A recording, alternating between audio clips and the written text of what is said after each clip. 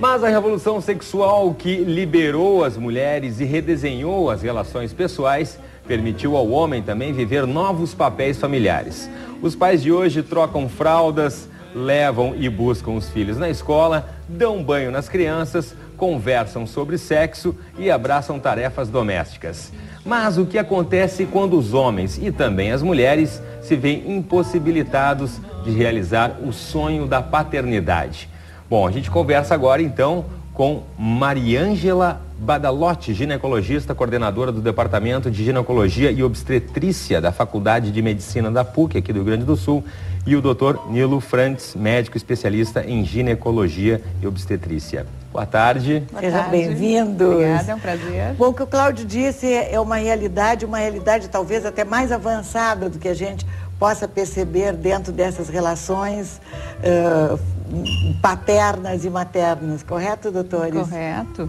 Perfeito. Um novo olhar, uma nova vivência. Sim, porque as famílias também têm outras configurações. Ou talvez, acho que a possibilidade de poder expressar um carinho que talvez represado, uma vontade retrancada por até mesmo costumes ou cultura, né? Então, acho que trouxe esse novo papel de pai muito mais integral na minha ótica, ao menos. E como é que está hoje nos tratamentos, o pessoal que tem dificuldade em ter Pois é, filhos? os homens entraram nesse rol. Sempre a culpa, desculpa, doutora, a culpa sempre era das mulheres. Eles nem iam nos consultórios. Certo. Eu já sou formado há mais tempo, lecionei 26 anos na Universidade Federal como professor de ginecologia, hoje só fazendo infertilidade, a Tânia me conhece bem. Eu vivi uma época em que a infertilidade era absolutamente empírica, isso era antes do nascimento da Louise Brown. E o consultório, então, do famoso professor Nilo Pereira Luz, ele tinha muitas pessoas. Elas se tratavam durante 10, 15 anos. Eu nunca vi o homem lá. O homem não fazia nem espermograma. Então, tudo era com as mulheres. Hoje nós vemos, né, que quase a metade das causas da infertilidade recaem sobre o homem. E cada vez mais isso é um problema. Então, a gente fala das mulheres que ficam mais velhas. Isso é verdade.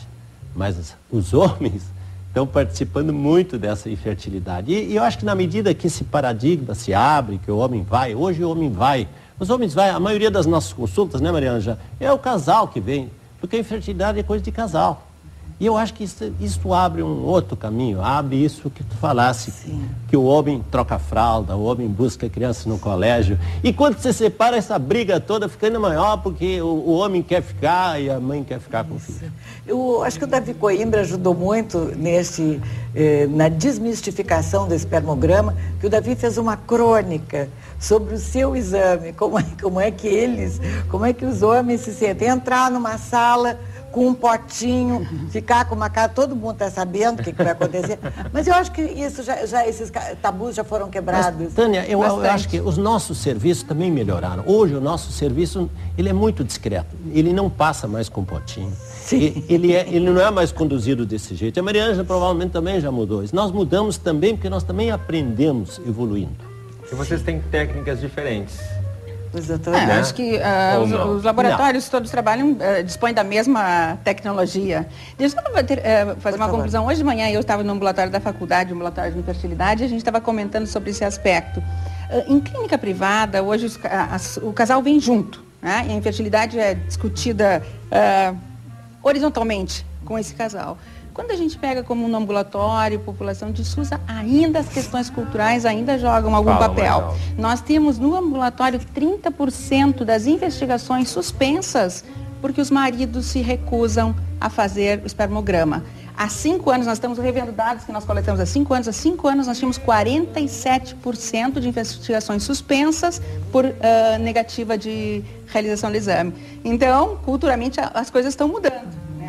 Pois é, nós temos até uma coisa interessante, né? Que nós somos, o serviço de infertilidade tem uma desgraça, né?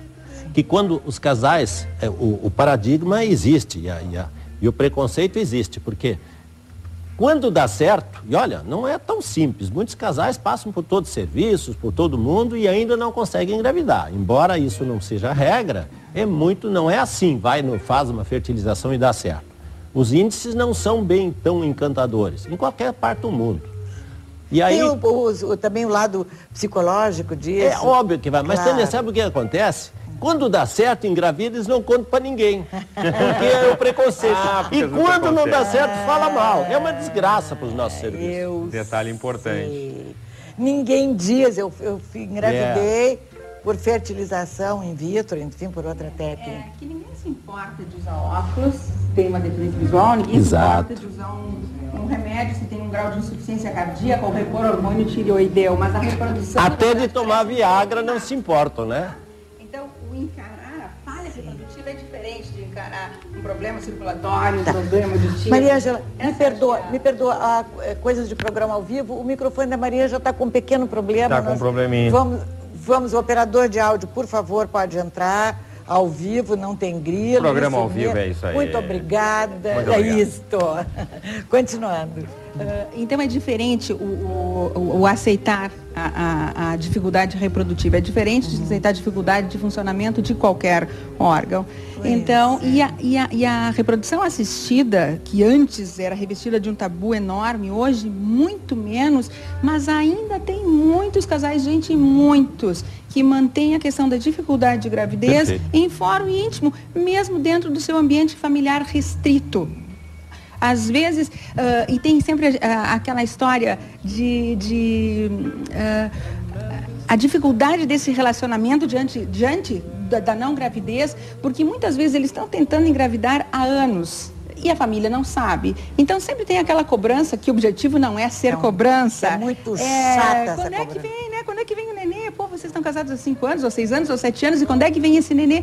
E eles no íntimo pensando, se eles soubessem a quanta gente está buscando esse bebê, então os casais começam a se isolar, não vão mais no churrasco familiar do domingo, porque esse assunto sempre vem à baila. Né? Quando a amiga engravida, ela não vai visitar a amiga. Porque sofre, os casais mudam o seu círculo social. Ficam perguntando toda hora. Mudam o círculo social porque eles dizem, no fim, não tem assunto que não acabe em filhos. Porque ou é porque o filho está indo muito bem na escola, ou é porque o adolescente bateu o carro, ou é porque a babá não veio, isso gerou um programa e nós não temos experiências para trocar. Exatamente. E tem também, eu acho que aquela maldição, a figueira maldita que não dá frutos, né? A mulher que não tem filhos. E nunca, isso por milênios.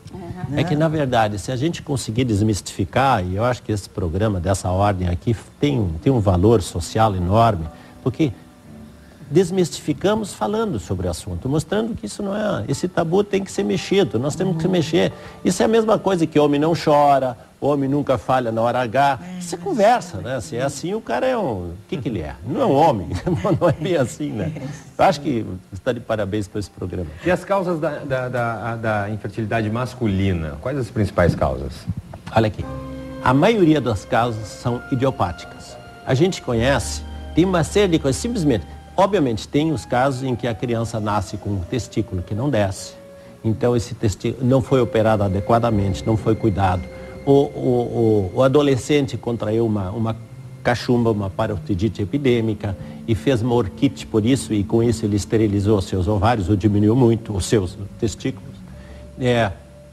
As vasectomias muito comuns hoje, que os homens têm esses 2, 3 filhos, esse é o casamento consolidado, fazem vasectomia, que com uma anestesia local, ele resolve o seu problema da infertilidade, a mulher não precisa fazer anticoncepção. E aí, lá pelas tantas, por razões, a mais comum são as separações e os novos casais, e esse homem precisa ir para a fertilização. E como a Maria Ângela disse, esse é um processo de punção de epidídimo, e aí vamos afora. Mas nós temos causas, mas uma grande parte dos homens tem uma infertilidade masculina com uma baixa contagem, que você vai procurar, o urologista procura, se fazem exames, se muda a dieta, e tudo isso muda muito pouco. Existe varicocele e assim afora, mas uma grande parte é uma subfertilidade do homem também. Deixa eu só pegar esse gancho da educação que foi falado aqui antes em relação a causas, eu acho que o carro-chefe é a varicocele, mas no nosso meio tem um fator muito importante, eu sempre que tenho oportunidade reforço isso, que são as sequelas das doenças sexualmente transmissíveis, que no nosso meio, na mulher, ainda é a causa mais comum, não é mais em países desenvolvidos, e nos homens, nos países com o nosso perfil, também ainda é uma causa extremamente comum, é a obstrução, que fica impedindo a saída do espermatozoide como sequela de doença sexualmente transmissível. Ou seja, a pessoa teve uma doença, aparentemente curou, mas ficou uma sequela. Ficou uma sequela que só vai aparecer lá adiante. Então, isso eu sempre que eu tenho oportunidade, eu insisto, porque isso é educação. As pessoas têm que acreditar, os adolescentes têm que acreditar que isso é verdade, que isso só vai se manifestar 15, 20 anos depois e que a prevenção se faz agora, usando preservativo. Tem casais que não geram filhos, não têm filhos. Aí trocam os seus pares, os seus parceiros, engravidam imediatamente. Perfeito. Isso é possível por várias razões. Uma delas, por exemplo, se pega um casal subfértil, o homem com subfertilidade e a mulher também. Ora, se troca para alguém que tem uma boa fertilidade, a coisa já anda sozinha. Não dá outra. Isso é um exemplo, tem várias outras situações. Claro que um casal que também está mal no relacionamento, já tem menos relações sexuais, tudo já não passa tão bem. Então, às vezes, uma renovação também, todos nós sabemos que uma relação que é muito amorosa, muito profunda, muito pele, ela tem uma perspectiva de gravidez muito maior do que uma relação simplesmente porque é uma relação. Sim. Tem uma expressão horrorosa que eu não devia repetir, mas não aguento, que é a seguinte, trocar a montaria. Isso se diz... Isso é um horror. Troca a montaria, olha que coisa. Tá, nunca mais eu falo. Última vez, tá? Última vez. Mas ela expressa uma verdade. É uma expressão que dizem na fronteira, na minha cidade. Tem questões imunológicas envolvidas nisso também. Existe uma causa, que não é que seja muito comum, mas só para ilustrar isso, pode acontecer produção de anticorpos contra o espermatozoide da mulher em relação ao espermatozoide. E pode ser produzido em relação ao espermatozoide de qualquer pessoa, qualquer espermatozoide, mas na maioria das vezes só é produzido em relação ao espermatozoide do parceiro. Então isso também, nessas separações e novas uniões, as gravidezes se estabelecem de uma forma extremamente rápida, porque o problema imunológico não existe em relação a essas novas configurações de casais. Sim.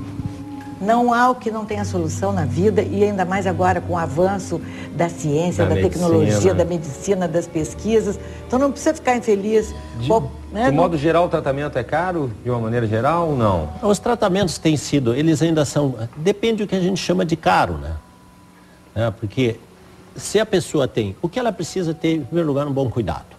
Eu quero frisar o que a Maria Ângela falou, é que a Associação Americana mostrou uma coisa que eu acho que é impactante, que nós tínhamos que botar em cartaz da rua, que é assim, uma mamadeira, alguém botando cigarro dentro. Ou então, a mamadeira junto com uma camisinha, um condom. Eu acho que essas coisas têm que ser mostradas, porque isso choca o adolescente. Você vem cá, eu não vou poder amamentar meu filho se eu não uso camisinha, ou se eu fumar desde cedo. Então, eu acho que isso é uma das coisas que nós, acho que em campanha... E não adianta usar pílula, só porque aí... Não adianta usar pílula. Na pílula a gente está evitando a gravidez nesse momento. E o pessoal acha que HIV é o problema, hepatite, é claro que são problemas sérios, mas a clamídia, as infecções sexualmente transmissíveis são brutais nisso. Então, voltando, o melhor custo-benefício é impedir que a mulher, o homem fiquem estéreis. Tá certo. E a segunda coisa é ter o especialista e o ginecologista, cuidar desde cedo, porque a pessoa tem uma ideia sobre o que seja endometriose. Às vezes tem uma menina de 20 anos com muita cólica, com sintomas gritantes de endometriose e não é tratada. Se essa moça for tratada aos 20 anos, ela pode chegar bem mais fácil na gravidez. Se ela não for tratada, talvez não venha nem ter filhos. Então, custos são mais inteligência do que outra coisa. Depois vem a fertilização, uma coisa mais cara que se tem hoje, está em torno de 12, 13, 14 mil reais, uma tentativa. Hoje, com o ovário policístico, que nós estamos trazendo essa inovação no Brasil, isso já passa para metade. E isso é uma perspectiva que possa mudar. As televisões coloridas custaram uma fortuna no começo. Hoje, na verdade, o custo está relacionado à causa. Doutores, muito obrigada. Fica uma dica, então, para o Dia dos Pais do ano que vem. Certo? Obrigado pela participação. Daqui a pouco...